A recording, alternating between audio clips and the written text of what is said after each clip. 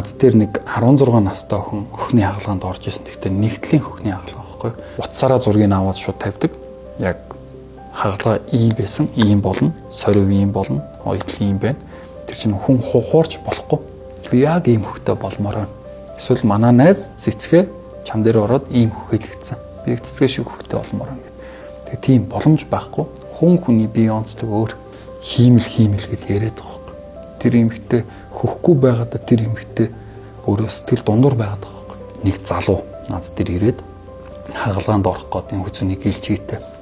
Тэгээд уулзж яваад сарын дараа банкнаас сая 200 мянган төгрөг зээлээд тэгээд над дээр хагалгаанд орж исэн байхгүй. Би ерөөсөө нийгмийн хариуцлагын хүрээнд Монгол улсын иргэн л бол би хагалгааг үнэгүй хий гэдэг шийдвэр гаргаад тэрийг ч гэсэн одооч гэсэн эмнэлгүүд бүгд дэмждэг.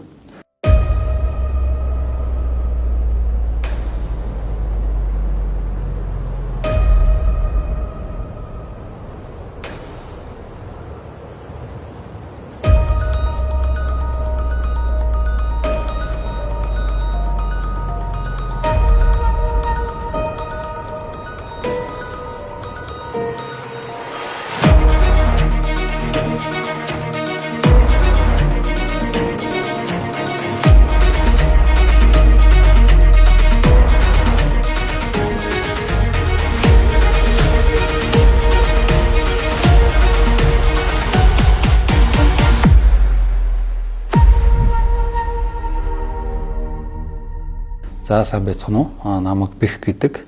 Одоогоор доктор Чингүн мэдслийн эмнэлэгт мэдслийн эмчээр ажилладаг. Гоо сайхны мэдслийн эмчийн хүн байна. Би 2011 онд анх Хитүүгэн дээд сургуулийг төгсөөд эмчилгээний ангиар төгсөөд 2011-ээс 2017 он хүртэл нийслэлийн яралтай төрийн тусламж буюу 103 дуудлагын их эмч оператор ээлж ахлах эмчээр ажиллаж байгаа. Тэр хугацаанд ерөнхий мэдслийг төгсөөд удирдлагын академи, сэтгэл судлалын сургуулиудаа төгсөөд 2017 онд Хавдар судлалын үндэсний төвийн толгой үзэм мэдслийн засаг дээр дадлагжигч эмчээр 1 жил ажиллаад тэнд суралцаад тэгээд гоо сайхны салбар руу орсон баг. Ер нь бол 2018 оноос гоо сайхны хагалгаа хийж эхэлсэн. Өг сурвалах хагалгаа, хөхний хагалгаанууд, өгцгний хагалгаанууд, тамитак буюу биеийн унжсан арьсыг авах, нүүр өргөх хагалгаа, зовхны хагалгаа, иймэрхүү хагалгаанууд хийгддэг. Тэнгүүд энэ тамитак өг сурвалах хагалгаа гэдэг бол зөвхөн гоо сайхны зорилгоор бас хийдэггүй байхгүй. За мэдээж гоо сайхны зорилгоор байгаа. Гэхдээ их том гизтэй тарган хүн байгаад байвал явандаа өвддөг болно, нуруу өвддөг болно, тэрнээсээ ичдэг болно, айдаг болно. Тийм зөндөө хүндрэлүүд байна. Одоо сүүлийн үеийн залуучууд тарган байж байгаад огцом турцсан, спортоор хичээлээ, зөв зохистой хоолундаа хэрэглээ, жингээ хаяад тэнгүүд хэвлийн арьс язраад сулраад унчдаг. За энэ бас эмэгтэйчүүд дээр 2 3 төрчихсөн эсвэл 2 ихээр 3 гээд хүүхэд төрүүлсэн буцаад арьс нь агшдаггүй. Тэгээд хичнээн жингээ өөрөөрөө хайсан ч гэсэн тэр унжцсан арьс байгаад үлдчихдэг. Тэр арьсыг л авах хагалгаа. За өг сурвалах хагалгаанд хүмүүс орохоор килограмм жингээ хасна гэж ойлгодог байхгүй. Тэгээ өг сурвалах хагалгаа ороход ерөөсөө килограмм жин хасагддаггүй. Яагаад гэвэл өөхний эс мань өөрөө айгүй юу багтай. Юу гэдэг вэ? Масс багтай. Тийм хөнгөн спэждэг учраас жишээ нь 90 хилтэй хүнээс би 5 литр өөх сурвалаад байгаа. Тэр хүн 90 хилээрээ л байна гэсэн. Өөх сурвалах хагалгаа нь бол гол нь биеийг зөв галбиржуулдаг гэж байна. Над дээр нэг 16 настай охин хөхний хагалгаанд орж исэн. Гэхдээ нэгдлийн хөхний хагалгаа байхгүй. Тэр бол их сонин кейсэлтэй. Нэг нь найзтайгаа тоглож байгаа юм шийдсэн нэг хөхөн дээр нь оноод тэр хөхнийхэн судснаа хагарсан. Тэгээ нэгдлийн хөх ургаагүй.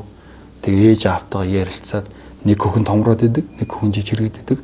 Тэгээ нөгөө хүүхэд чинь нийгэмд амьдрах хэрэгт гарна ичдэг. Тэгээд энэ хагалгаа бол нөхөн зэрэг хагалгаа гэж боддог байхгүй.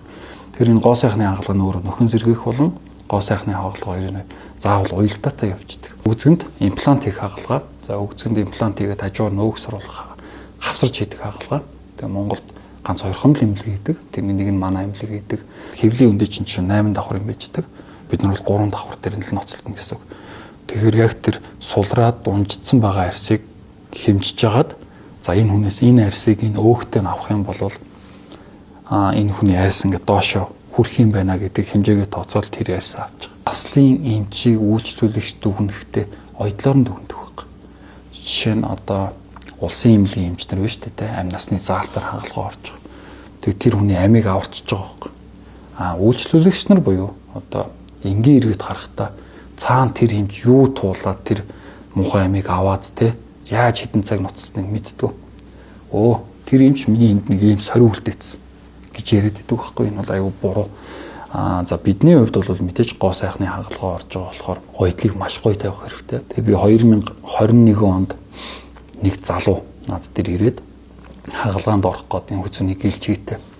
Тэгээд дуулж яваад сарын дараа банкнаас сая 200 мянган төгрөг зээлээд тэгээд над дээр хагалгаанд орж исэн байхгүй. Тэгээ би тэр залууг яг оройн бодоод нэг 20 минутын л хагалгаа байхгүй 20-30 минут. Тэр хагалгааг би хийхийн тулд тэр хүн яагаад сая 500 мянган төгрөг банкнаас зээлээд ингээ орж байгаа юм гээд би ерөөсөө нийгмийн хариуцлагын хүрээнд Монгол улсын иргэн л бол би энэ хагалгааг үнэгүй хий гэдэг шийдвэр гаргаад тэрийг ч гэсэн одоо ч гэсэн эмнэлгүүд бүгд дэмждэг. Хуучин Синдрелла эмнэлэгт байхад бас ингээл дэмжээл их эмчдэг гэдэг хагалгаа хий үнэгүй хий сар 5 хийх юм уу 6 хийх юм уу. Одоо манай ажиллаж байгаа эмнэлэг байна. Чингүү эмнэлэг бас дэмжинэ. Бэхэм шамаагүй энэ хагалгааг үнэгүй хийгээрэй гэдэг. Зөвхөн нийгмийн хариуцлагын хүрээнд байх ёстой зүйл гэж боддог. Утсаараа зургийг аваад шууд тавьдаг. Яг хагалгаа ийм байсан, ийм болно, сорив ийм болно, ойтл ийм байна. Тэр чинь хүн хуурч болохгүй. Гоё амар гоё зураг эднэр тавьчаа тэр хүн надаас босоо тийм юм өсөөл хэцүү байхгүй. Тэгэхээр яг ийм байдалтай байдаг шүү гэдэг. Хиймэл гэд яриад байгаа байхгүй. Тэр эмэгтэй хөхгүй байгаадаа тэр эмэгтэй өөрөө сэтгэл дундуур байгаад байгаа байхгүй. Тэр дундуур байгаа юмаа өөртөө ихтэй болох гэдэг шүү дээ. Тэгэн тулд яалтчгүй хагалгаа. Тэгэн бол энэ хөхний имплантыг муу хавдар үүсгдэг гэдэг энэ бол айгүй буруу мэдээлэл. Эмэгтэй хүн хүүхэд гаргаа төрөөд ямар нэгэн байдлаар зоод ингээд амьдралын буруу хийг маш ингээд зөндөө шалтгаанаас болоод хөхний хавдартай олчлолт тэр хүн эмчилгээ хөгийн тайраа авчлаа. Тэр хүн дахиад амьдрах шаардлага гарч байгаа байхгүй. Тэр амьдрахын тулд тэр хүн яах вэ гэвэл нөхөн сэргийг хагалгаа гэж. Тэр нөхөн сэргийг хагалгаа нь имплантыг авчираад хийх нь хамгийн аюулгүй хамгийн хялбар аргаар асуудал шийдэж байгаа.